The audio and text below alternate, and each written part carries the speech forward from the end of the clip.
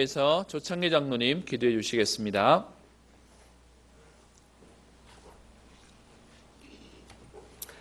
우리가 아직 죄인 되었을 때 그리스도께서 우리를 위하여 죽으심으로 하나님께서 우리에게 대한 자기의 사랑을 확증하셨느니라. 살아계신 하나님 우리 아버지, 은혜를 감사합니다. 사단이 장악한 세상과 그 세상 속에서 사단의 노예, 포로 속국으로 살아가는 우리를 십자가의 사랑으로 건져내시고 지금까지 인도하셔서 언약의 여정을 걸어갈 수 있도록 축복해 주셨음을 감사합니다. 오늘도 하나님 사랑하는 자녀들의 영안을 열어주셔서 저 죽어가는 현장의 실상을 정확히 보게 하여 주시옵소서. 그리고 그 죽어가는 현장에 정확한 답을 주지 못하는 무기력한 교회의 허상도 정확히 볼 수 있도록 하나님이 역사하여 주시옵소서. 교회가 부도나고 교회가 팔려가고 교회가 무너져가는 이 현장을 정확히 볼 수 있도록 하나님 영안을 열어 주시옵소서. 특별히 또한 하나님 우리 후대가 죽어가는 현장도 정확히 보게 하여 주시옵소서. 일곱 지역 현장에 빠져서 절대 빠져나오지 못하는 그 현장에 갇혀 죽어가는 그 현장도 하나님 사랑하는 자녀들의 영안을 여셔서 정확히 보게 해 주시옵소서. 그리스도 안에서 모든 것을 받았음에도 불구하고 하나님 자녀가 현장에서 실패하는 현장도 정확히 보게 하여 주시옵소서. 그래야 하나님 왜 그리스도만을 강조해야 되는지, 왜 그리스도만을 반복해야 하는지 그 이유를 아는 예배가 되게 하시고 오늘도 하나님 앞에 결단하며 뜻을 세우는 예배가 될 수 있도록 주의 성령께서 역사하여 주시옵소서. 그래 하나님 온 땅에 복음이 증거되어지는 그 흐름 속에 우리의 남은 생애가 있다는 사실이 얼마나 귀하고 존귀한지도 알게 하여 주시옵소서. 그래 어떤 현장, 어떤 환경, 어떤 자리, 어떤 모습으로 있든지 간에 그리스도만이 나의 모든 것임을 날마다 고백하는 자리에 있게 하여 주시옵소서. 우리의 사랑하는 자녀들이 하나님 자녀들이 어떤 곳에 있든지 간에 위대의 축복을 누리게 하시고 우리 교회가 임마누엘의 축복을 누리게 하시며 온 다락방 가족들이 원내스의 축복 가운데 거할 수 있도록 은혜를 다하여 주시옵소서. 특별히 사랑하는 주의 종을 오늘도 강단에 세우셨으니 하나님의 특별한 은혜 가운데 말씀과 기도에 전념할 수 있도록 하나님이여 특별한 은혜를 허락하여 주시옵소서. 두 분 교육자들에게도 하나님이 특별히 은혜를 다하여 주시옵소서. 사람의 말에 하나님 영향을 받지 않게 하시며 사람에게 하나님의 관심을 받지 않게 하시며 하나님과의 1:1 깊은 관계 속에 들어갈 수 있도록 은혜를 다하여 주시옵시고 하나님이 저들을 통해 예배 놓으신 현장 목회의 축복 속으로 들어갈 수 있도록 하나님이여 역사하여 주시옵소서. 오늘도 하나님 온 성도가 하나님 저주하는 현장을 살릴 237 센터를 놓고 기도하게 하시고 237 나라 살리는 성전의 하나님 우리의 생각과 우리의 마음과 우리의 뜻과 우리의 힘과 우리의 기도를 담을 수 있도록 주께서 역사하여 주시옵소서. 그래야 마지막 남은 전쟁 메이슨 전쟁의 총력을 기할 수 있도록 하나님의 역사하여 주시옵소서. 여기에 우리의 모든 것을 담게 하시고 여기에 모든 것을 집중할 수 있도록 하나님의 은혜를 다하여 주시옵소서. 오늘도 그리스도를 만나며 그리스도와 함께하는 예배가 되게 하시고 그분이 주시는 참된 영적인 힘을 회복하는 예배가 될 수 있도록 하나님이 역사하여 주시옵소서. 산 예배가 되게 하시며 우리의 영이 살아나게 하시며 우리의 생각과 마음이 치유되게 하시고 우리의 삶이 변화되어지는 예배가 될 수 있도록 하나님이 역사하여 주시옵소서. 그래 우리의 남은 생애에 오직 그리스도의 신실한 증인으로 인도받아 갈 수 있도록 주께서 역사하여 주시옵소서. 오늘도 사랑하는 우리의 렘넌트를 축복해 주시옵소서. 하나님이 저들을 위해서 예배 놓으신 7달란트의 현장을 발견하게 하시고 그 안에서 날마다 하나님이 주신 힘으로 무장하게 하셔서 세계복음화에 귀하게 쓰임받는 그릇들로 하나님 세워져 갈 수 있도록 역사해 주시옵소서. 우리 기성세대를 축복해 주시옵소서. 하나님의 은혜 가운데 그리스도 안에 오게 하셨음을 감사합니다. 우리의 남은 생에 그리스도의 언약을 붙들고 달려갈 수 있도록 주께서 축복하여 주시옵소서. 연약하지만 우리가 렘넌트의 발판임을 우리가 교회의 발판임을 우리가 전도와 선교의 발판임을 알게 하여 주셔서 하나님과 함께하는 이 은혜 가운데 거할 수 있도록 붙들어 주시옵소서. 오늘도 성가들을 축복하시며 그의 틀에 권세를 더하셨으니 능력의 찬양이 되게 역사하여 주시옵소서. 모든 영광을 주님이 받으시옵소서. 그리스도 대신 예수님의 이름으로 기도합니다.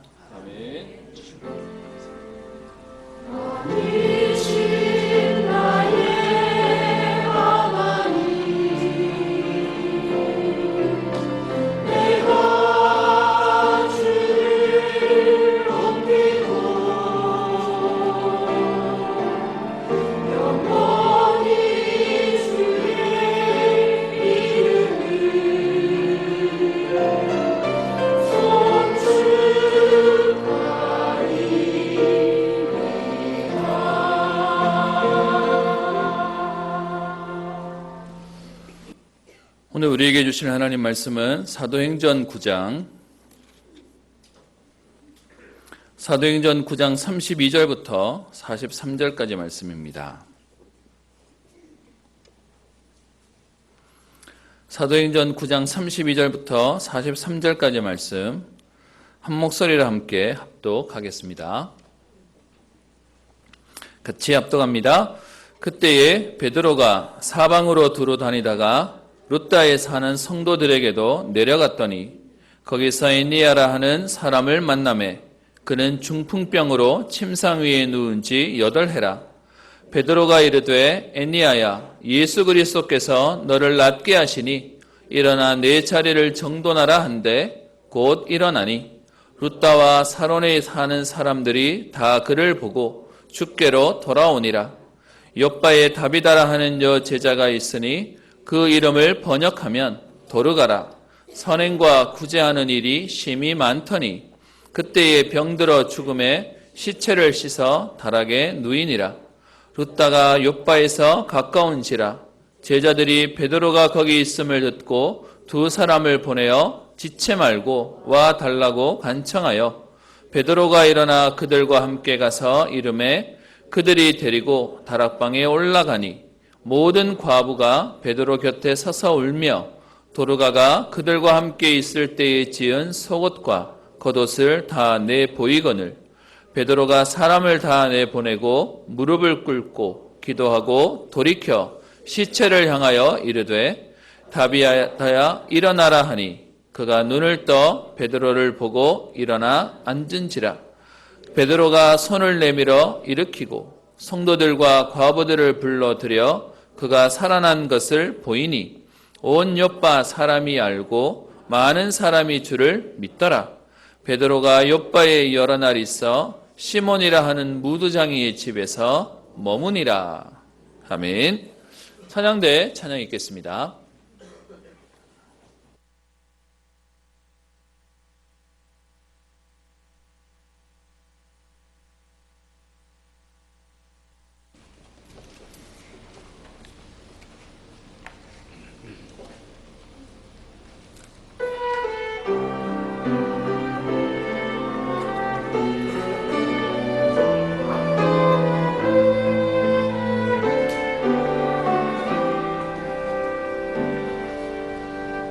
민족이 민족을 나라가 나라를 대적해 일어나고 기근과 지진과 난리의 소문이 가득한 이 시대 세상의 문화는 영원할 것처럼 어둠을 노래하고 하나님 모르고 자신도 모르는 세상 지식을 자랑하네. 사람의 방법과 인생의 지혜로 세상을 치유할 수가 없고 예수의 복음만이 해답임을 역사는 말하고 있으니 이 천국 복음이 모든 민족에게 따뜻하신 증거들이니 그제야 끝이 오리라. 이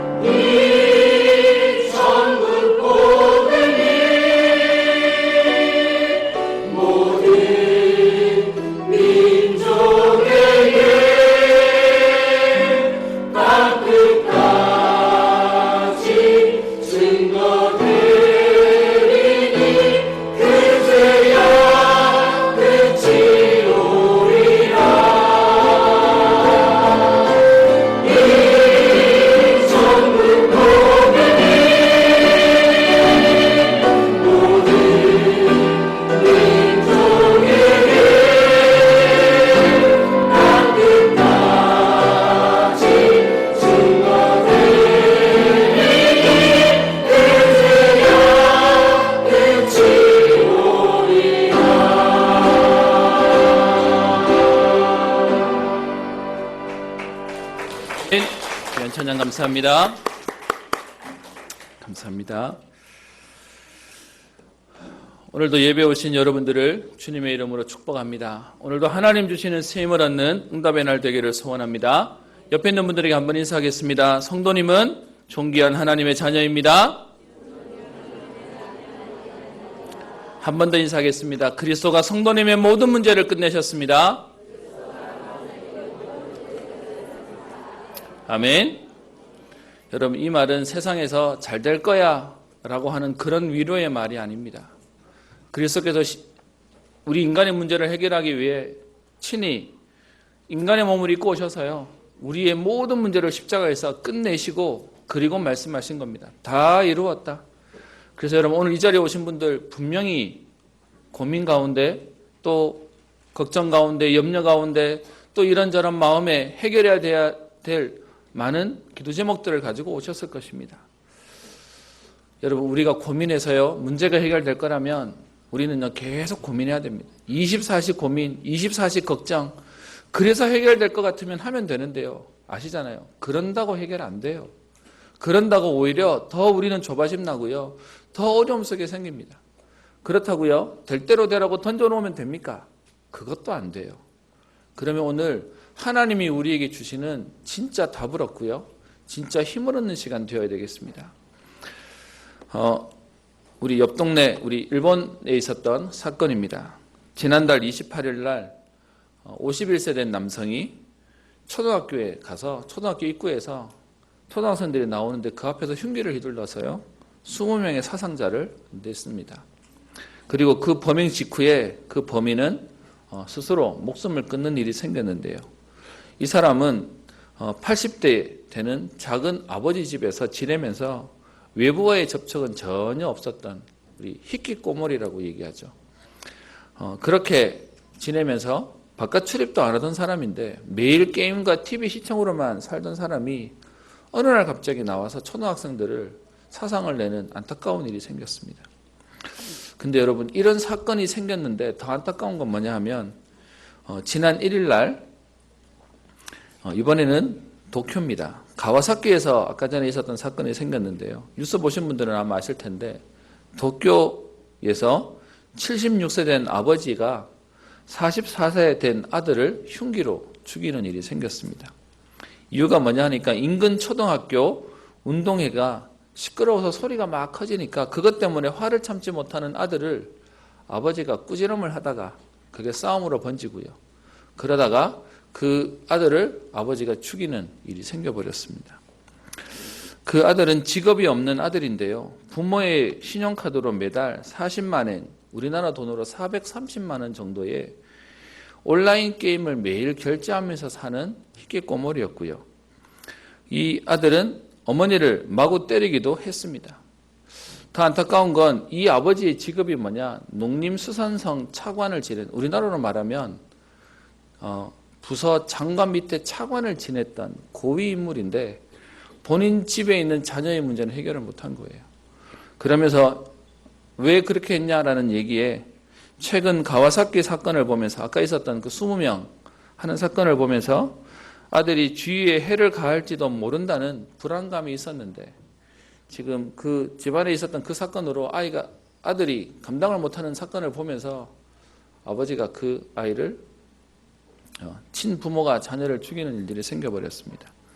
제가 이 두 가지 기사를 보면서요, 제 마음속에 이게 현장의 문제가 점점점 심각해지는구나를 보게 됩니다. 여러분 보세요. 우리 옛날에 희귀꼬문이라고 얘기하면 주로 저 청소년들이 뭔가 사회에 적응을 못하면서 상처받아서 집에 있는 거라고 생각했습니다.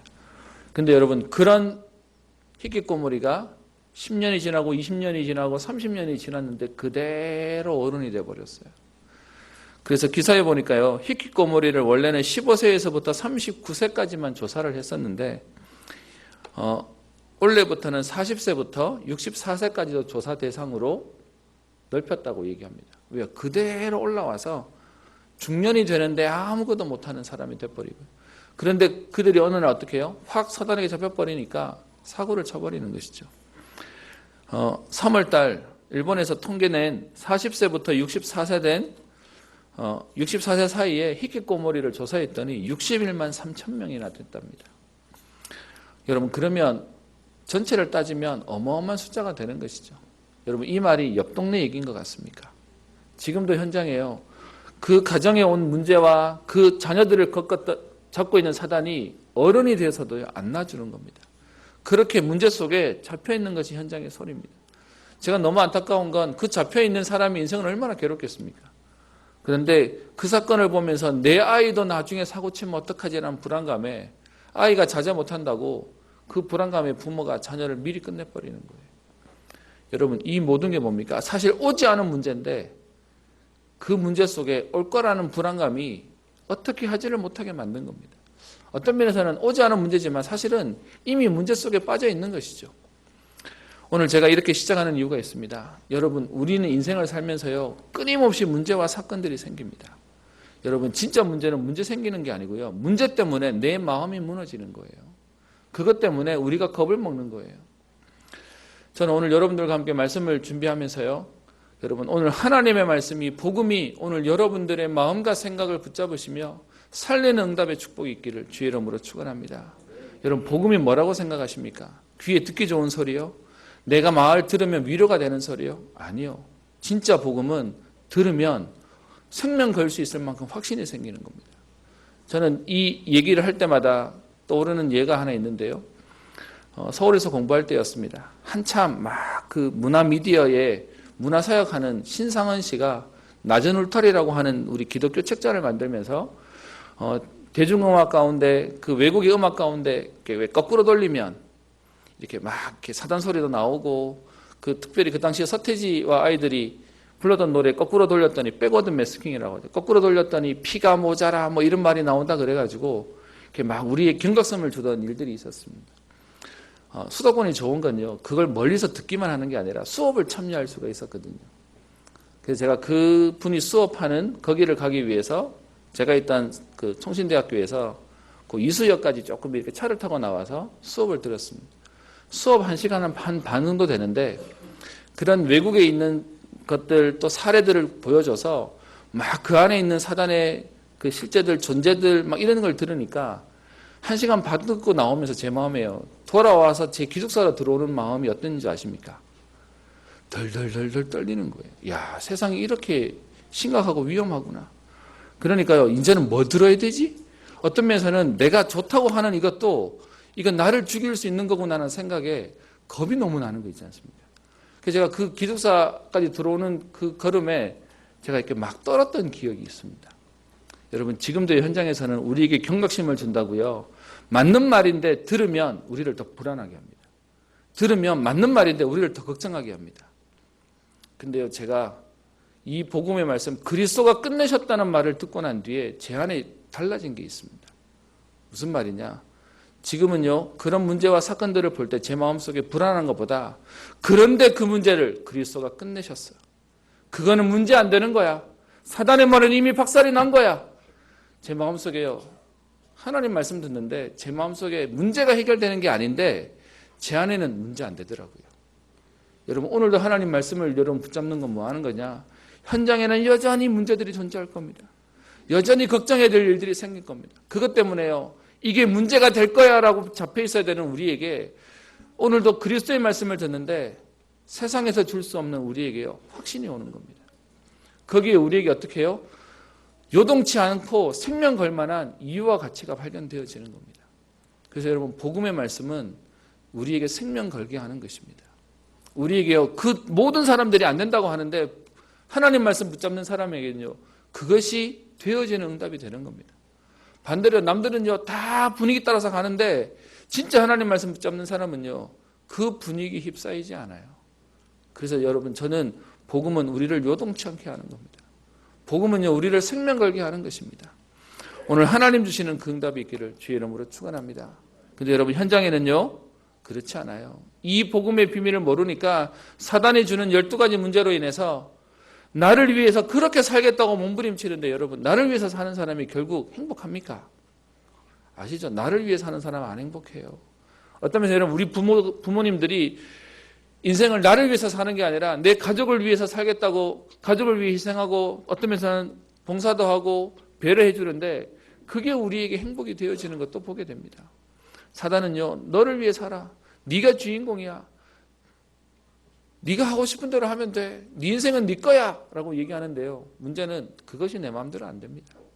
그래서 우리에게 오래된 문제, 결국은 불년 상태로 사단과 흑암에게 완전히 묶여버려서 인간은 매 순간 좌절할 수밖에 없고요, 좀 괜찮아지는 것 같아 보이지만 계속 반복되어지는 문제 가운데 해결이 안 되는 겁니다. 여러분, 이런 마음들이 시간이 지나면서 힘을 얻는 게 아니라 더 상처받는 것이죠. 그 상처가 여러분 우리의 마음속에 모든 상황 가운데 불안한 겁니다. 어떤 면에서 문제가 오지 않았는데 내 마음은요, 불안해서 못 견디는 겁니다. 문제가 안 왔는데도 불구하고 올 것처럼 겁이 나버리는 거고요. 문제가 방금 지나갔는데 우리 마음속에는 또 올 것 같아서 또 겁내고요. 그래서 여러분 그 마음이 상처와 불안과 염려 가운데 24시간 걸려 있는 것이죠. 여러분 그렇게 사는 것도 너무 억울한데 그 마음이, 그런 마음으로 살던 우리가 생각에 완전 딱 잡혀버리죠. 그래서 안 된다는 겁니다. 그래서 못한다는 겁니다. 여러분 오늘 우리 렘넌트들이 예배 드리는데 오늘 렘넌트 예배의 분위기가 많이 오늘 좀 적게 왔어요. 혼자 생각해, 왜 오늘따라 애들이 적지? 아직 시험 기간 안 됐는데 어제 축구를 봤나? 축구를 보고 다들 잤나? 뭐 이렇게 생각을 또 했습니다. 그래서 오늘 만나는 애들마다 다 만나서 보니까 얼굴도 부어 있어요. 축구 봤니? 봤어요. 뭐 이러면서 얘기를 하더라고요. 저는 오늘 예배 때문에 일찍 좀 잠이 들었고요, 아침에 일어나서 결과를 봤습니다. 여러분 보신 분도 알겠지만 1대3으로 졌습니다. 그래도 뭐 2등까지 결승까지 올라간 것만 해도 대단한 거죠.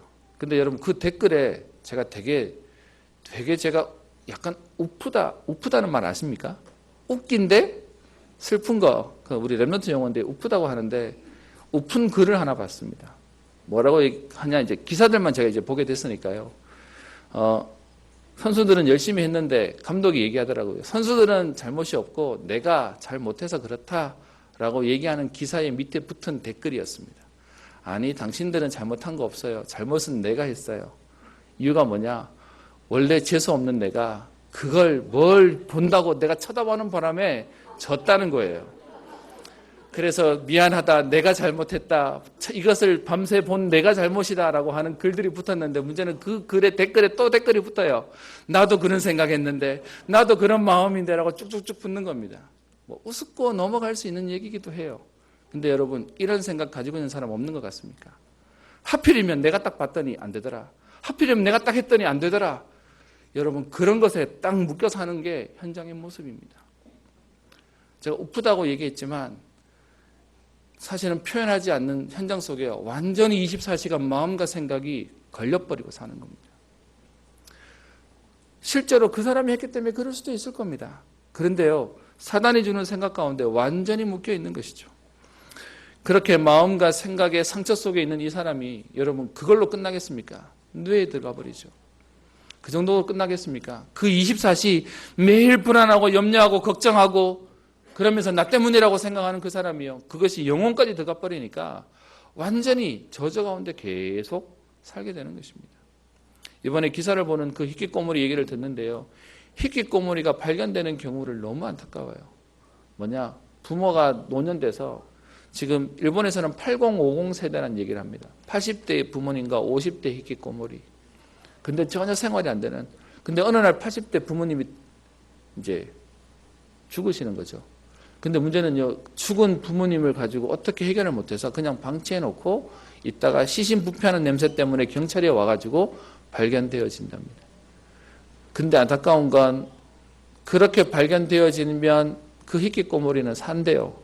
그렇게 해서 시설 들어갈 수 있으니까. 그런데 그 상황 가운데 완전히 방치되어서 같이 무너지는 세대가 오고 있다는 것입니다. 여러분 이게 현장의 모습입니다. 그렇게 마음과 생각과 뇌와 그리고요 그의 영혼까지도 장악돼 버린 겁니다. 여러분 이런 사람들이 현장에 너무 많은 것이죠. 그런 가운데 하나님이 우리에게요, 우리 힘으로 해결할 수 없는지 아시고 절대 인간이 몸부림친다고 잠깐 반짝할 수 있지만 여러분 아시죠? 잠깐 힘냈는데 계속 힘들면 나중에는요, 그래서 안 되나 보다 라고 완전 포기해 버립니다. 안 되는 줄 아시고 하나님이 우리에게 그리스도를 보내셨습니다. 그 그리스도가 오셔서 어떻게 해요? 우리 힘으로 안 되는 이 문제를 십자가상에서 다 끝내신 것입니다. 여러분, 이 복음의 비밀을 우리에게 주셨고 우리가 그 응답 속에 와 있다. 여러분, 어마어마한 응답입니다. 하나님이 우리에게 이 구원의 비밀을 주셨다는 이것은 우리의 생명과도 바꿀 만한 정말로 가치 있는 일이고요. 이 비밀을 우리 후대에게 전하지 않으면 우리의 후대들도요, 세상을 열심히 살아보고 도전하다가 상처 입고 마음에 데미지를 입고 그것이 또 문제가 되어서 결국은요, 또 걸리는 인생이 될 겁니다. 그래서요, 우리가 누리고 우리 후대들에게 전달하고 또 다른 사람들에게 말해야 할 그리스도가 다 끝내셨는 이 복음의 비밀을 오늘도 누리고 말해야 할 것입니다. 요한복음 14장 26절 27절에 이렇게 얘기합니다. 보혜사 곧 아버지께서 내 이름으로 보내실 성령 그가 너희에게 모든 것을 가르치시고 내가 너희에게 말한 모든 것을 생각나게 하시리라. 평안을 너희에게 끼치노니 곧 나의 평안을 너희에게 주노라. 내가 너희에게 주는 것은 세상에 주는 것과 같지 아니하니라. 너희는 마음에 근심도 말고 두려워하지도 말라. 우리 보고 그냥 하지 말라는 게 아닙니다. 하나님이 근심하지 않아도 될 만큼 우리에게 응답하시겠다는 겁니다. 하나님이 우리에게 염려하지 않아도 될 만큼 하나님은 역사하시겠다는 것입니다. 여러분, 오늘 이 비밀을 가지고 새롭게 일어나시고 도전하시며 또 새롭게 시작하는 응답의 날 되기를 소원합니다. 우리 사도행전의 말씀을 계속 보고 있는데요. 여러분, 사도행전 말씀 어떠십니까? 옛날 얘기로 들리십니까? 옛날에 있었던 말씀인데 오늘의 우리하고 똑같고요. 말씀이 우리에게 계속 실제 내게 주시는 하나님의 답으로 들려지실 겁니다. 그런 가운데 우리 사도행전 9장까지 보고 있었는데요. 사도행전에 있는 내용 가운데 우리가 하나를 볼 게 있죠. 문제가 터진 것 같은데 문제 안 됐어요. 응답이 온 것 같은데 그것 때문에 하나님 어떻게 해요? 더 큰 전도의 문을 열어 나가시는 것입니다. 그러면요, 오늘 우리의 삶에서도 일희일비할 이유가 없어요. 되는 것 때문에 흥분할 이유도, 안 되는 것 때문에 근심할 이유도 없습니다. 특별히 우리 지난주에 봤던 핍박자 사울이 전도자로 바뀌어집니다. 교회가 받아주지 못하고 거부하는 상황 속에 하나님은요, 그 가운데 각인이 바꾼 사람들을 통해서 하나님은 품게 하시고 또 유대인들이 죽이려고 해서 다소로 저 도망 피난 가야 되는 상황 가운데서도 하나님은요, 하나님의 교회를 든든히 세워가십니다. 여러분, 오늘 문제 속에 있기 때문에 안 되는 것처럼 보이십니까? 그럼에도 불구하고 하나님은 오늘 성령으로 우리에게 역사하실 것입니다. 우리의 가족과 자녀들이 지금 안 되는 것 같습니까? 아니요. 사실은 각인을 바꾸고 있는 응답의 시간표 속에 있는 것입니다. 오늘 말씀을 보겠습니다. 그래서 32절에 보면 그때에라고 얘기합니다. 누가가 자주 쓰고 있는 표현이고 사도행전에도 누가복음에도 자주 나오는 말인데요. 이 그때란 말은 하나님의 시간표 속에 있다는 것입니다. 여러분, 혹시 문제 속에 있습니까? 괜찮습니다. 그것도 하나님의 시간표 속에 있는 겁니다. 여러분, 조금 잘 되는 거 계십니까? 그러면 그것도 하나님의 시간표에 있기 때문에 우리는요, 오늘도 말씀 따라가면 됩니다. 여기서 말하는 오늘 그때에는 여러분, 사도행전 8장 1절에만 보면요, 어떻게 되어 있었냐 하면 베드로가 예루살렘에 스데반의 환란을 인해서 예루살렘 교회에 큰 박해가 일어나서 사도들 외에는 전부 모든 땅으로 흩어졌다라고 되어 있었습니다. 사도행전 8장에만 해도 시간표는 사도들이 교회를 지켜야 한다라는 것 때문에 사도들은 움직이지 않는 시간표였습니다. 그런데 오늘 보시면요, 32절에 베드로가 사방으로 두루 다니다가, 오늘의 시간표에는 베드로가 사방으로 두루 다니는 캠프와 순회 사역들을 하고 있는 모습들이 있습니다. 우리는 흔히들 그렇게 얘기합니다. 나는 성격이 조용해서, 나는 성격이 내성적이어서 나는 앞에 나서는 거 싫어해요. 그렇게 말하는 분들이 계십니다. 여러분, 우리의 성격대로 하나님 역사하시는 게 아니고요, 하나님이 우리를 만들어 쓰시는 겁니다. 그러니까 베드로가 오늘 보기에 사도행전 8장에 있는 시간표에서는 교회를 지키는 시간표였어요. 그런데 오늘 사도행전 9장 32절에는 지금요, 사방으로 두루 다니며 현장에 전도하고 선교하는 일들을 하고 있습니다. 그래서 분명히 하나님이 우리에게요, 시간표대로 우리에게 역사하실 것입니다. 그래서 여러분, 어떤 면에서는요, 나는 세계복음화의 언약 속에 붙잡고 있으면 하나님이 우리를 만들어 사용하실 겁니다. 그러면 왜 오늘 베드로가 예전에는 교회에 예루살렘을 지켰는데 오늘은 사방으로 두루 다닐 수 있었을까요? 그 내용이 31절에 교회가 평안하고 든든히 서가는 시간표가 생겼지 않습니까? 그러니까 이제 바카르트로 뛸 수 있는 하나님의 배경들을 주신 것입니다. 저는 237개 나라를 놓고 기도합니다. 그리고 우리 후대들을 놓고 기도합니다. 어느 날 오는 시간표 하나님 주실 건데 그 일을 놓고 우리가 준비해야 되는 그릇 준비, 우리가 해야 되는 중요한 사람 준비, 우리가 시스템 준비를 하는 것입니다. 그런 가운데 베드로가 오늘 어디로 갑니까? 성도들에게로 내려갑니다. 사람을 살리고 돕는 일들을 하는 것이죠. 그래서 오늘 32절부터 오늘 43절까지 두 가지 사건이 나옵니다. 어떤 일이 생깁니까? 32절부터 35절에 루다라고 하는 지역에 애니아라고 하는 제자가 있습니다. 성경은 그를 표현하기를 33절에 보면 중풍병으로 침상 위에 누운 지 8해, 8년 동안 중풍병으로 침상에서 꼼짝도 못하는 사람을 베드로가 사역하다가 만나게 됩니다. 그랬더니 34절에 베드로가요, 이 애니아에게 오늘 사역하는 장면이 나옵니다. 34절 보십시다. 예수 그리스도께서 너를 낫게 하시니. 오늘 베드로 내가 일으키겠다고 말하지 않습니다. 어떻게 해요? 예수 그리스도께서 너를 낫게 하신다. 그러면서 어떻게 표현합니까? 일어나 내 자리를 정돈하라. 다른 말로 일어나서 네 자리를 정돈해서 가라 라고 얘기하는 것이죠. 그랬더니 여러분 8년 동안 중풍병으로 누워있던 이 사람이 오늘 치유받는 사건이 생겨집니다. 뒤에 36절부터 보시면 이 루다와 욥바라고 하는 지역은 20km 정도밖에 거리가 떨어져 있지 않는데요. 이 욥바에는 다비다라고 하는 여제자가 있습니다. 그 이름을 번역하면 도르가다라고 설명하는데 여러분 이 당시는 이스라엘이 로마의 속국으로 있었기 때문에 두 이름이 있었습니다. 히브리식 이름이 있었고요. 헬라식 이름이 있었습니다. 그래서 다비다라고 하는 이름은 히브리어 이름이고요. 도르가는 헬라 이름이 되는 것입니다. 다비다라고 하는 여제자가 있는데 그 사람은 선행과 구제하는 일을 심히 많이 하는데 오늘 37절에요. 이 사람도 병들어서 죽게 되어집니다. 시간표가 분명히 오는 것이죠. 그래서 시체를 씻어서 다락에 누였다는 얘기는 이미 장례 절차가 진행되었던, 완전히 숨이 끊어지고 장례 절차까지 진행되고 있는 상황 중에 있는 겁니다. 그런데 38절에요. 루다가 욥바에서 가까워서 아까 말씀드린 20km 정도밖에 안 되니까 한 18km에서 20km 된답니다. 그러다 보니까 제자들이 베드로가 거기 있음을 듣고 두 사람을 보내어 지체 말고 와달라고 간청합니다. 처음부터 부를 때 살릴 수 있는 믿음을 가지고 불렀는지는 성경은 말하지 않지만 어쨌든 장례식을 집례해달라는 의미인지 아니면 살려달라는 의미인지 베드로를 지금 청해서 오게 만듭니다. 그래서 39절에 베드로가 와서 그들에게 옵니다. 지금 욥바라는 지역으로 오게 되는 것이죠. 그래서 그 여제자라고 하는 다비다의 시신이 있는 곳에 올라가니까 39절 중간에요. 모든 과부가 베드로 곁에 서서 울며 도로가가 그들과 함께 있을 때에 지은 속옷과 겉옷을 다 내 보입니다. 그만큼 아끼고 사랑했다는 얘기인 거죠. 그랬더니 40절 베드로가 사람을 다 내보내고 무릎을 꿇고 기도합니다. 여러분 이 얘기도 베드로는 자기의 능력이 아니라 하나님께 은혜를 구하는 것이죠. 내가 하는 것이 아니라 하나님이 역사된다고 아니까 오늘 기도하는 일이 나옵니다. 그리고 난 이후에 돌이켜 시체를 향하여 얘기합니다. 다비다야 일어나라 하니 40절에요. 그가 눈을 떠 베드로를 보고 일어나 앉은지라. 베드로가 손을 내밀어 일으키고 성도들과 과부들을 불러들여 그가 살아나는 것을 보이게 됩니다.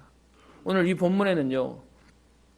사도행전 5장 이후로 잠깐 사라져 다루지 않았던 베드로의 사역들을 얘기하고 있습니다.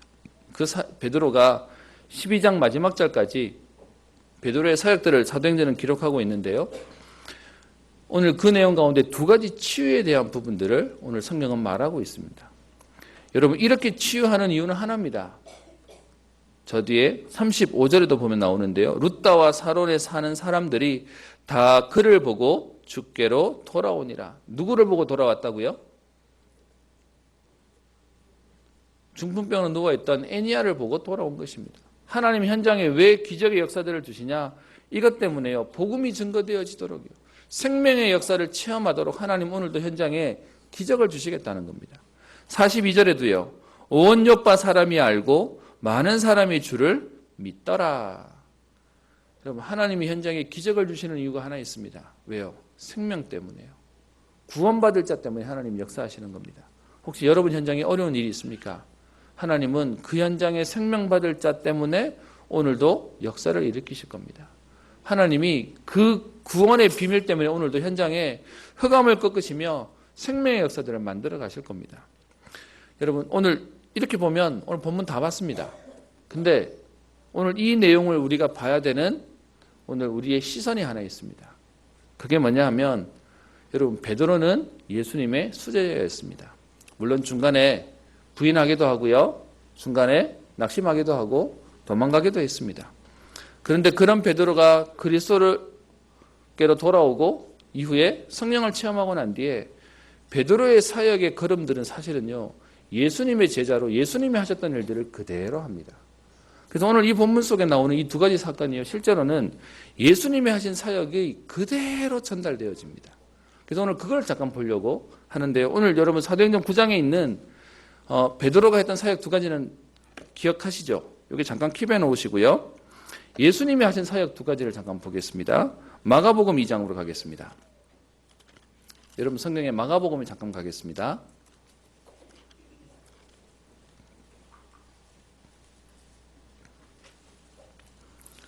마가복음 2장에 오시면 예수님께서 가버나움에 오셨는데 사실 그 앞절에 이 1장에 많은 기적을 일으키셨다가 다른 곳에 가셨다가 다시 돌아오게 되니까 사람들이 지금 어마어마하게 찾아옵니다. 2장 2절 설 자리가 없을 만큼 서게 되었는데 예수께서 지금 이 상황 가운데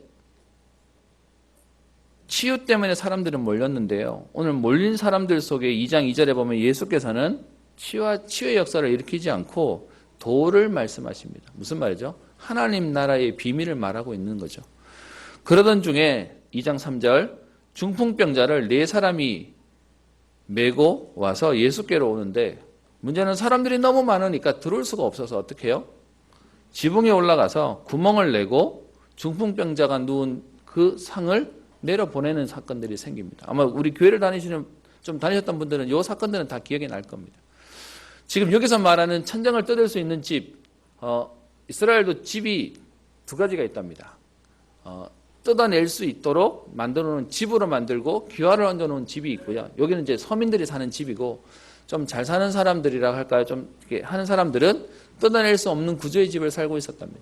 그렇게 치면 지금 예수님이 가 계신 이 집은 그냥 평범한 사람들이 사는 집인 거죠. 그래서 거기에 구멍을 뜯어서 중풍병자를 내립니다. 그랬더니 중간에 5절부터 뒤에 10절까지 좀 다른 얘기인데요.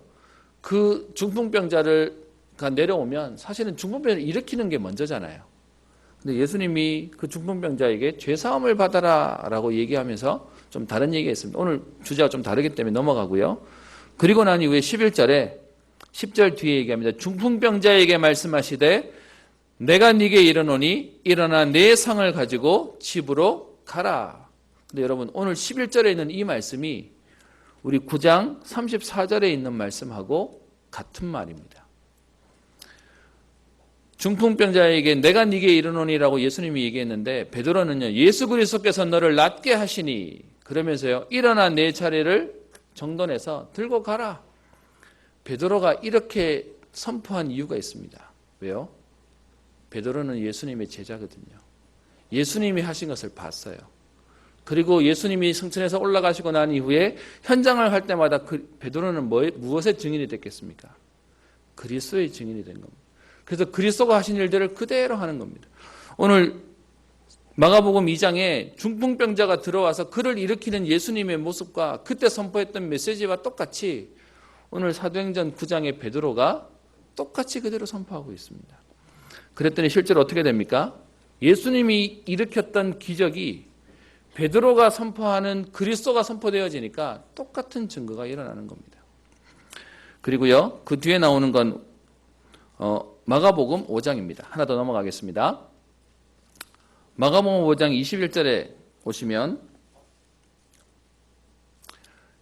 회당장의 한 사람인 야이로라고 하는 사람이 예수께 와서 22절 발 앞에 엎드려 간곡히 구합니다. 내 어린 딸이 죽게 되셨사오니 오셔서 그 위에 손을 얹으사 그로 구원을 받아 살게 하소서. 그래서 24절에 그 야이로의 딸을 살리러 가십니다. 근데 무리가 너무 많은 중에 중간에 여기도 뭐 사건이 좀 있죠. 25절부터 34절까지는 그렇게 가는 여정 가운데 12년 동안 혈류병 앓는 여인이 와서 옷을 만져서 치유되는 장면이 있습니다. 이러던 중에 35절에 회당장의 집에서 사람들이 와서 당신의 딸이 죽었습니다. 선생을 더 괴롭게 하지 마십시오 라고 하는 내용이 35절에 나옵니다. 그때 36절 예수님께서 회당장에게 얘기합니다. 두려워하지 말고 믿기만 하라. 그러면서 37절에 베드로와 야고보와 야고보의 형제 요한만 데리고 지금 그 회당장의 집에 갑니다. 여러분, 딸을 살려주세요 했는데 딸이 이미 죽었으면 포기해야 되잖아요. 근데 예수님이요, 그 죽은 야이로의 딸을 살리기 위해서 가시는데 오늘 누구를 데려가요? 베드로를 데려가요. 베드로가 봤잖아요. 그래서 38절에 회당장의 집에 함께 가사 떠드는 것과 사람들이 울며 심히 통곡함을 보시고, 여러분 그러면 저 뒤에 나오는 우리 다비다가 함께 했던 과부들이 옷을 들어 보이면서 울고 있는 장면하고 또 똑같죠. 그러던 중에 40절에 사람들이 얘기합니다. 이 아이가 죽은 것이 아니라 잔다라고 했더니 사람들이 비웃어서 예수께서 그들을 다 내보내신 후에, 오늘 여기도 보면 예수님이 내보내셨다는 말이 나오고요. 9장에도 가면 다 내보냈다는 말이 나옵니다.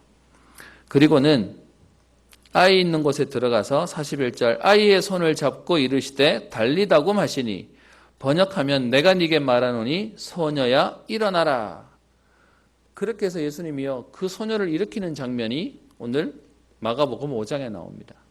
근데 여러분 이 말과 사도행전 9장의 베드로가 다비다를 살리는 장면하고 똑같습니다. 심지어요 원어로 보면 앞에 있는 소녀에 일어나라는 말이 달리다굼이잖아요. 그런데 오늘 40절에 다비다야 일어나라 라고 하는 이 말은 다비다굼입니다. 단어로 딱 한 단어 말고 똑같이 되어 있습니다. 그렇게 해서 그 다비다가 일어나서 살아나게 되는 것들이 일어나게 됩니다. 오늘 저는 여러분들에게 뭔 얘기를 하려고 했느냐, 여러분 옛날 얘기를 하는 게 아닙니다. 우리는 그리스도에게 능력이 있으면 압니다. 그런데 문제는 그리스도의 언약 속에 오늘도 그 그리스도를 선포하는 전도자에게도 동일한 역사와 응답이 있는 것들에 대해서는 자꾸 까먹습니다. 그래서 베드로에게 역사가 일어났다? 여러분 이 얘기는 오늘 언약 잡은 저와 여러분들에게도 어떻게 해요? 동일한 응답이 있는 것입니다. 분명히 성경은 우리에게 약속합니다. 여러분 나눠드렸던 교환에 보면 여기에 대한 내용을 말하고 있죠. 3번에 3번입니다. 하나님은 우리에게 약속하십니다. 누가복음 9장 1절 2절에 이렇게 표현합니다. 예수께서 12제자를 불러 모으사 모든 귀신을 제어하며 병을 고치는 능력과 권세를 주시고 하나님의 나라를 전파하며 앓는 자를 고치게 하려고 내어 보내시며. 분명히 예수님도요 예수님 때 있던 12제자들을 보내면서 예수님이 하시는 권능과 권세를 제자들에게 주셨습니다. 누가복음 10장 19절에도요 70인 제자들을 보내놓고 그들에게 하셨던 말씀이죠. 내가 너희에게 뱀과 정갈을 밟으며 원수의 모든 능력을 제어할 권세를 주었으니 너희를 해할 자가 결단코 없으리라. 그러나 귀신들이 너희에게 항복하는 것으로 기뻐하지 말고 너희 이름이 하늘에 기록된 것으로 기뻐하라 하시니라. 분명히 예수님께서는 이 땅에 기적을 일으키시고 능력을 베푸시고 그리고 그 능력을 예수님의 제자들에게 주셨다고 얘기합니다. 사도들에게만 주신 게 아니라 누가복음 여러분 9장에는 12제자지만 10장에는요 70인 제자에게도 하나님이 똑같이 주십니다. 사도가 아닌 평신도 사역자에게도 하나님이 주세요. 그리고 여러분 오늘 사실은 제목을 여기서 따왔는데요. 요한복음 14장 12절입니다. 여기는 한번 찾아서 같이 한번 읽어봤으면 좋겠습니다.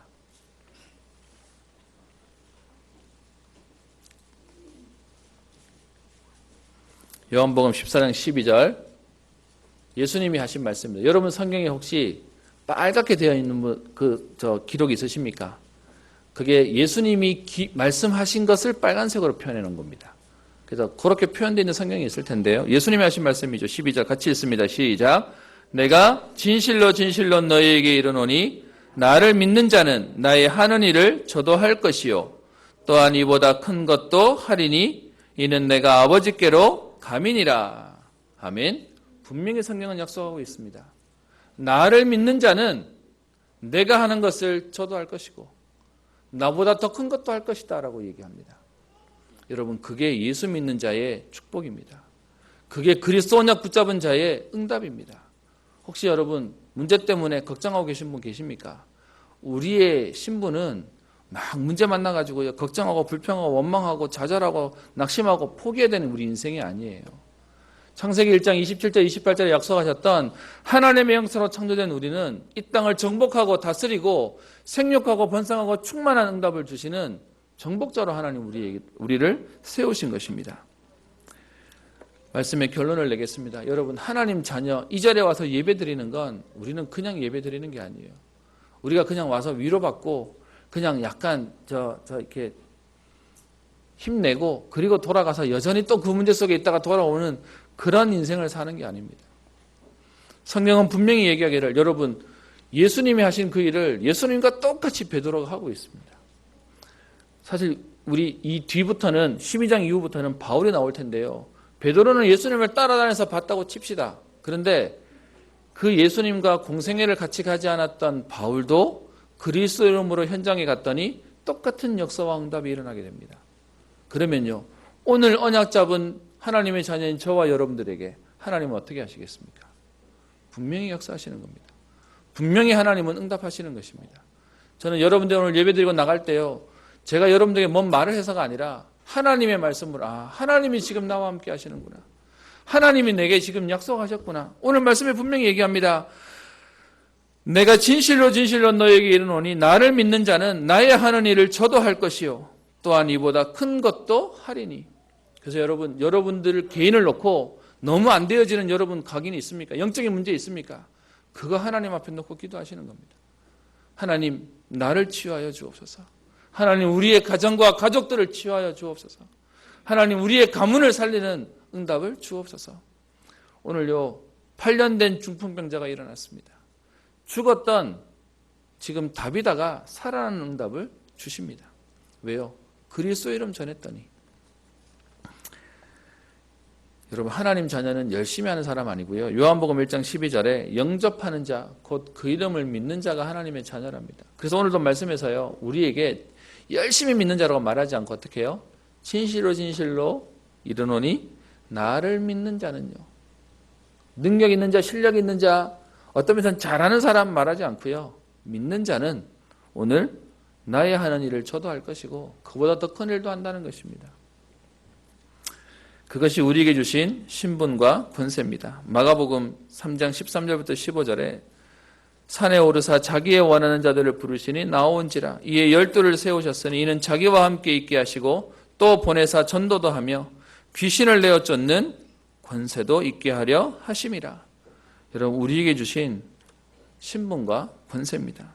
그런 우리에게 오늘요 믿는 자의 사명이 뭡니까? 그냥 우리는 믿고 죽어서 천국 가는 그 정도의 인생이 아니라 오늘 우리에게 예수 그리스도께서 오셔서 우리에게 맡기신 사명이 있습니다. 마태복음 28장 18절에 예수께서 나와 일러 가라사대 하늘과 땅의 모든 권세를 내게 주셨으니 그러므로 너희는 가서 모든 족속으로 제자를 삼아 아버지 아들과 성령의 이름으로 세례를 주고 내가 너희에게 분부한 모든 것을 가르쳐 지키게 하라. 예수님이 우리에게 하신 언약이 뭡니까? 가서 제자 삼으라는 겁니다. 네가 제자가 되고 또 그런 제자를 세우라는 겁니다. 베드로가 예수님을 따라다녔는데요. 예수님이 승천하시고 난 이후에 예수님이 하신 역사들을 베드로가 하고 있습니다. 그 사도들을 어떻게 해요? 가서 땅끝까지 모든 민족에게 가서 제자 삼으라는 겁니다. 여러분 우리가 제자가 되면 또 제자를 세우는 것입니다. 여러분 이 땅에 제자 사역 제일 잘하는 그룹이 있습니다. 어딘지 아십니까? 무속인이 잘합니다. 무슨 말이냐? 여러분, 무속인이 내가 신 받았잖아요. 또 다른 신 받을 사람에게 내가 받은 신을 보내는 겁니다. 그래서 여기서 신 어머니가 되는 관계죠. 여러분, 귀신 섬기는 사람도 제자를 삼는데요. 하나님의 영을 받은 저와 여러분들이 어떻게 해요? 이 제자의 축복과 비밀들을 누리는 것입니다. 여러분, 마가복음 16장 15절부터는 말씀을 더 분명하게 말하고 있습니다. 또 가라사대 너희는 온 천하에 다니며 만민에게 복음을 전파하라. 믿고 세례를 받는 사람은 구원을 얻을 것이요 믿지 않는 사람은 정죄를 받으리라. 믿는 자들에게는 이런 표적이 따르리니 곧 저희가 내 이름으로 귀신을 쫓아내며 새 방언을 말하며 뱀을 집으며 무슨 독을 마실지라도 해를 받지 아니하며 병든 사람에게 손을 얹은즉 나으리라. 오늘도 여러분 마가복음 16장에 얘기합니다. 믿는 자들에게 이런 표적 주시겠다는 겁니다. 그래서 어떻게 해요? 온 천하에 다니며 만민에게 전하라는 겁니다. 요한복음 21장 15절부터 18절에는요. 나를 사랑하냐? 그러면 내 어린 양을 먹이라. 사도행전 1장 8절에서는요. 우리에게 무슨 사명 주십니까? 증인 되리라. 증인으로 하나님 삼으시겠다는 것입니다. 여러분, 안 쓰면 모르는 거죠. 여러분, 그럼 우리는 어떻게 믿는 자의 사명을 감당할 수 있겠습니까? 요한복음 14장 14절부터 15절에 이렇게 표현합니다. 내 이름으로 무엇이든지 내게 구하면 내가 시행하리라. 우리가 할 수 없는지 아시고요. 내 이름으로 구하면 주님께서는 역사하시겠다는 겁니다. 뭐 때문에요? 요한복음 14장 13절에 이는 아버지로 하여금 아들을 인하여 영광을 얻으시게 하려 함이라. 그래서 성령은 얘기합니다. 내 이름으로 무엇을 구하든지 내가 시행하리라. 하나님 우리에게 역사하시는데요. 구하면 하나님은 역사하시겠다는 겁니다. 믿는 자의 사명. 여러분, 성경에 나오는 인물들의 역사들을 보면서요. 남의 얘기가 아니라 그들에게 역사하셨던 그 성령이 오늘 언약 잡은 우리에게도 동일하게 일어나게 될 것입니다. 여러분, 베드로의 인생 우리 사도행전 시작하면서 봤지 않습니까? 베드로가 완전하지 않았어요. 완벽하지 않았어요. 도망갔던 사람, 부인했던 사람, 개인으로는 무너졌던 사람입니다. 그런데 성령이 역사하시니까, 그리고요 하나님이 사용하시니까 쓰임받는 인물이 되었습니다. 말씀을 마칩니다. 여러분, 오늘 언약 잡은 여러분들에게, 믿는 자에게 여러분을 통하여 하나님이 가정과 가문과 여러분의 후대와 지역과 현장과 시대를 살리는 응답들을 허락하실 것입니다. 오늘 그 축복을 누리는 기도와 또 응답의 비밀 속에 주역되시기를 주의 이름으로 축원합니다. 기도합니다. 살아계신 하나님 아버지, 예수님이 하셨던 그 사역들을 믿는 자에게 동일하게 주시며 베드로를 통하여 역사하셨던 그 응답들을 언약으로 붙잡습니다. 오늘 언약 잡은 하나님의 사람들을 통하여 우리의 가정과 현장과 시대와 후대와 우리의 직장과 시대와 세계를 살리는 응답을 누리게 하옵소서. 하나님 이 일에 우리를 제자로 증인으로 세우셨으니 하나님 이 응답을 누릴 기도의 축복을 누리게 하시며 하나님 아들이 영광을 받으시는 일에 쓰임받는 응답의 걸음 되게 하옵소서. 하나님 우리 안에 있는 모든 갈등과 염려와 불안과 문제들을 치유할 만한 오늘도 하나님 주시는 새 힘을 얻게 하시고 생명 갈 만큼 생명과도 바꿀 만큼 하나님의 응답을 누리는 축복의 인생 되게 하옵소서. 감사드리며 살아계신 우리 주 예수님 이름으로 기도합니다. 아멘. 찬송가 399장 찬양하겠습니다.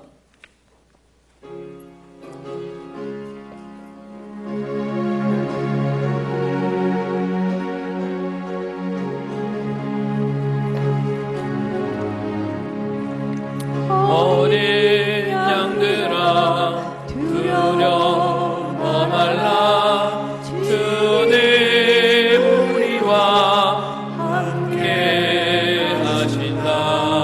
하늘과 땅의 모든 권세로 그 양떼들을 항상 지키신다.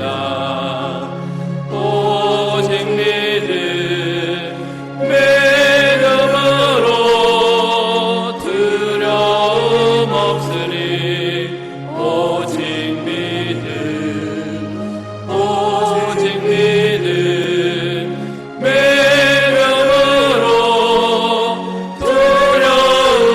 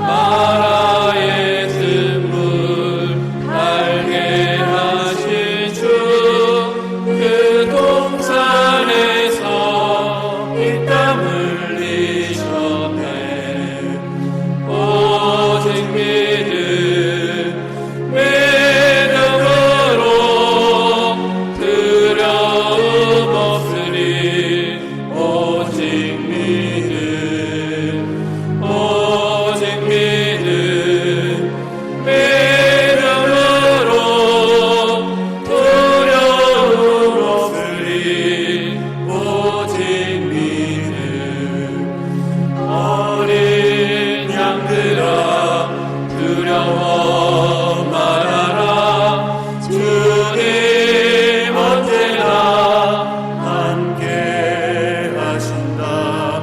고난과 역경 환난 중에도 그 능력이 너를 지키신다. 오직 믿음으로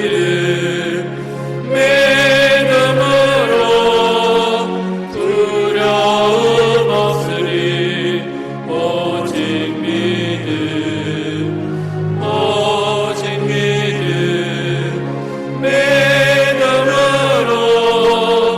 두려움 없으리. 오직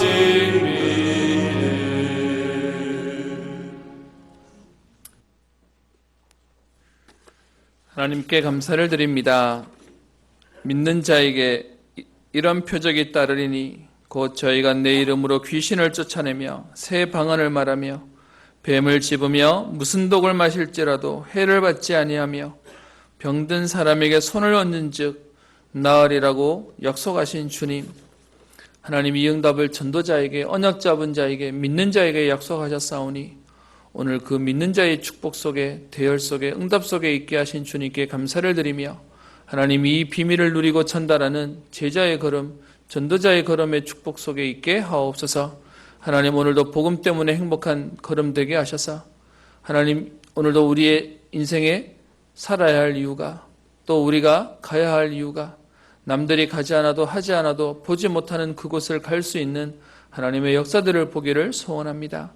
하나님, 사단은 이 일을 하지 못하도록 우리에게 상처를 주고 과거 문제 때문에 발목이 잡혀 하지 못하도록 걸려있게 할 것이온데 베드로의 인생을 치유하셔서 제자의 축복과 또 사도의 축복을 누리게 하셨던 것처럼 하나님 오늘 우리에게 성령의 충만함의 비밀을 누리게 하사 우리의 수준을 넘어서게 하여 주옵시며 우리의 상처를 넘어서며 과거를 넘어서는 하나님의 응답을 보게 하옵소서. 그래서 그리스도의 장성한 분량이 충만한 데까지 자라게 하여 주옵시며 하나님 이들 때문에 저들의 가정과 가문을 살리게 하시며 하나님 저들의 후대들과 직장과 미래와 세계를 살리는 응답을 누리게 하옵소서.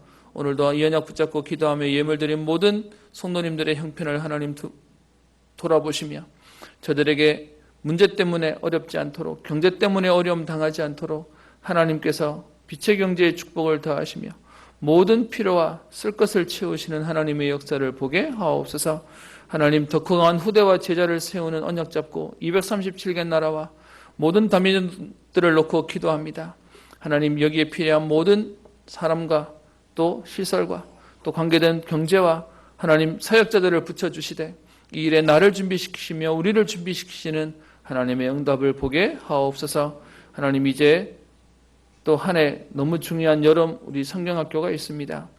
하나님 우리 렘넌트들이 복음으로 각인되어지며 뿌리내리며 체질되어지며 저들의 모든 예틀을 벗어 새 틀의 응답을 누리며 새로운 시작이 되어지는 축복의 걸음 되기를 소원하오니 하나님 이 일을 놓고 기도하는 모든 교육자와 우리 사역자와 부장님들과 교사님들에게 여기에 참석하는 렘넌트들에게 인생의 전무한 은혜를 누리는 축복의 걸음 되게 하옵소서. 하나님 이 자리에 오지 못하며 있는 현장에서 기도하는 모든 사람들에게 특별히 학업과 또 취업과 또 수술과 또 하나님 모든 일들 가운데 하나님께서 세밀하게 역사하여 주셔서 오늘 중풍병자가 치유받았던 것처럼 오늘 죽었던 다비다가 살아났던 것처럼 오늘 우리 현장에 새롭게 되어지는, 새롭게 소생케 되어지는, 치유케 되어지는 역사들을 날마다 누리게 하옵소서. 감사드리며 살아계신 우리 주 예수님 이름으로 기도합니다. 아멘. 광고드립니다. 우리 지난주에 이어서 우리 WRC 대회 해외 파송 선교사와 또 우리 해외 렘넌트 또 본교회 우리 렘넌트들을 후원하는 헌금 오늘까지 하겠습니다. 우리 여름 우리 중요한 수련을 놓고요.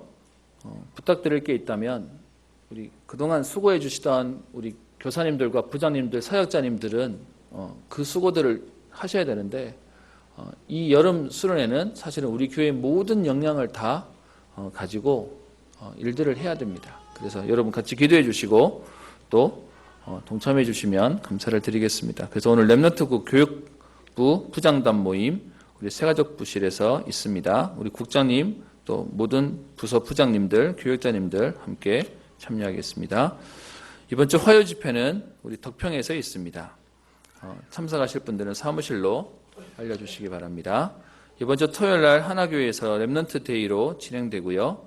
은평 렘넌트 데이는 마지막 주일 30일 날 진행되어집니다. 나머지 우리 스케줄들 광고 보시고 참고하시면 되겠습니다. 네, 자리에서 일어나셔서 찬송가 502장 찬양합니다.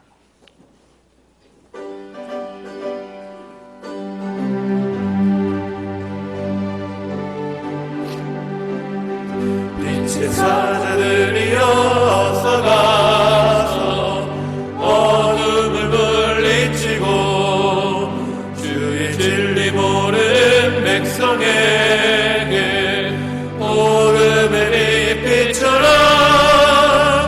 빛의 사자들이여 복음의 빛 비춰라. 죄로운 밤 밝게 비춰라. 빛의 사자들이여 선한 사역 위하여 힘을 내라. 주 함께 하시겠네. 주의 크신 사랑을 전파하며 복음의 빛 비춰라. 빛의 사자들이여 복음의 빛 비춰라. 죄로운 밤 밝게 비춰라. 빛의 사자들이여 주님 부탁하신 말 순종하여 이 진리 전파하라.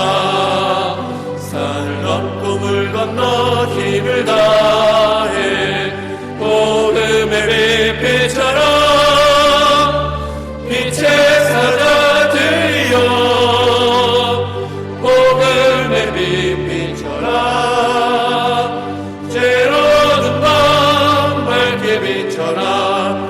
빛의 사자들이여 동서남북 어디나 땅끝까지 주님만 의지하고 눈어두어 못 보는 백성에게 복음의 빛 비춰라. 빛의 사자들이여 복음의 빛 비춰라. 죄로운 밤 밝게 비춰라. 빛의 사자들이여.